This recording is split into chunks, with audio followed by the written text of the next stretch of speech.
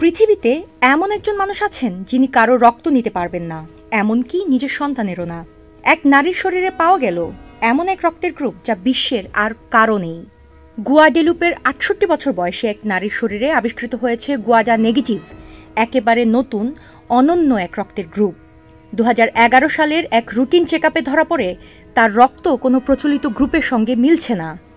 এরপর ৮ বছরের গবেষণা, জটিল ডিএনএ বিশ্লেষণ, আর তারপরই উদ্ভাসিত হয় এই রহস্য। বান্ডেল থাকলে প্রতি সেনমানিতে টাকা বাঁচবে। বিকাশ সেনমানি বান্ডেল কিনে জিতুন প্রতি লেনদেনে। বিজ্ঞানীরা জানিয়েছেন এই রক্তের গ্রুপটি এসেছে তার বাবা মার কাছ থেকে পাওয়া PIGJ নামক জিনের মিউটেশনের মাধ্যমে।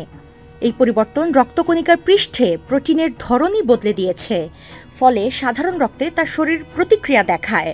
ফ্রান্সের রক্ত সংস্থা EFS বলছে এই রক্তের গ্রুপ এখন পর্যন্ত পৃথিবীতে একমাত্র ওই নারীর মধ্যেই পাওয়া গেছে, অর্থাৎ তিনিই কেবল নিজের রক্তেই বাঁচতে পারেন।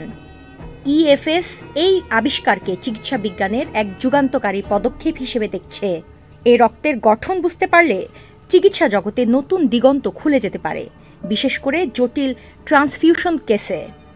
গুয়াডা নেগেটিভ অথবা জি নেগেটিভ একটা রক্তের গ্রুপ নয়, এটা যেন জীববিজ্ঞানের রহস্যে ঘেরা এক নতুন দরজা। UK Asha, channel I.